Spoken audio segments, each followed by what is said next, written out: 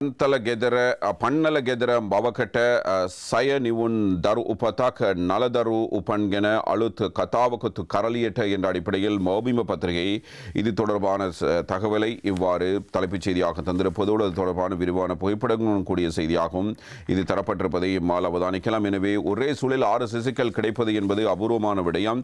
அவ்வாறு சம்பவத்தை உலக நாடுகளில் தான் நாங்கள் கேள்விப்பட்டிருக்கிறோம். முதல் முறையாக இவ்வாறு இலங்கையில் இது தொடர்பான ஒரு செய்தி வெளியாக இருக்கிறது. எனவே ஒரே சூழலில் ஆண் சிசுக்களை பிரசவித்த சம்பவம் கொழும்பு காசல் வீதி மகளிர் வைத்தியசாலையில் நேற்று முன்தினம் பதிவாகி இருக்கிறது. 6 சிசுக்களும் தீவிர சிகிச்சை பிரிவில் சிகிச்சை பெற்று வருவதாக வைத்தியசாலையின் குழந்தை பிரிவுக்கு பொறுப்பான விசேட வைத்திய நிபுணர் வைத்தியர் LPC சமன்குமார் தெரிவித்திருக்கிறார். இந்த நிலையில் 5 சிசுக்களுக்கு காசல் மகளிர் வைத்தியசாலையிலும் ஒரு சிசுவுக்கு கொழும்பு சிறுவர் வைத்தியசாலையிலும் சிகிச்சை அளிக்கப்பட்டு வருவதாக தெரிவிக்கப்படுகிறது.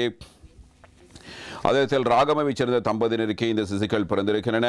மருத்துவ உபகரணங்கள் மற்றும் மருந்துகள் தட்டுப்பாடு எதுவுமின்றி மேற்கொடுத்த அறுவை சிகிச்சை மேற்கொள்ளக்கூடியதாக இருந்த போதும் இது பாரிய சவாலாகும். இந்த 6 சிசுக்களும் 26 கிழமைகளில் பிறந்திருக்கின்றன. அதே போன்று சிசுக்களின் நிறை 400 தொடக்கம் 700 கிராமாக இருக்கிறது.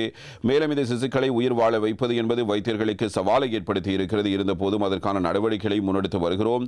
இந்த 6 சிசுக்களின் கதையிலும் சமூகம் அறியாத விடயம் ஒன்று உள்ளது. அதாவது பிரசவத்துக்கான சிகிச்சை ஒன்றை செய்யும் போது அதற்கான ஒழுங்கு இருக்கின்றன, மருத்துவ நெறிமுறைகள் இருக்கின்றன. அதன் பிரகாரமே செயற்பட வேண்டும்.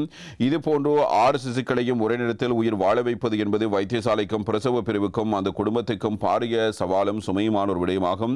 பொதுவாக செயற்கை கருத்தரித்தலை மேற்கொள்ளும் போது 1 அல்லது 2 கருக்களே பொருத்தப்படுகின்றன.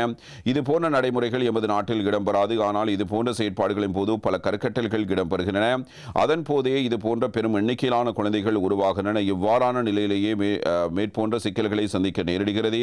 எமது நாட்டிலும் இந்த ஒழுங்கு விதிகள் கையாளப்பட வேண்டும். ஒரு பிரிவுக்கு பொறுப்பான வைத்தியர்களாக அர்ப்பணிப்புடன் பணியாற்றினாலும் சமூகம் மற்றும் பொதுமக்களின் மத்தியில் விழிப்புணர்வை ஏற்படுத்த வேண்டியது அவசியமானதாகும். இந்த 6 சிசுக்களின் உயிரும் தற்போது ஆபத்தான நிலையிலேயே இருக்கிறது என்ற ஒரு கவலையான செய்தியினையும் அவர் இவ்வாறு வெளிப்படுத்தி இருக்கிறார். 26 கிழமைகள் கொண்ட பிள்ளைகளாக இவை பிறந்திருக்கின்றன. அதனிடத்தில் நிறைய பார்த்தால் 400 கிராமுக்கும் 700க்கும் இடைப்பட்ட கிராமாகவே இது இருக்கிறது. எனவே செயற்கை கருத்தரிப்பு மூலம் இவ்வாறான முயற்சி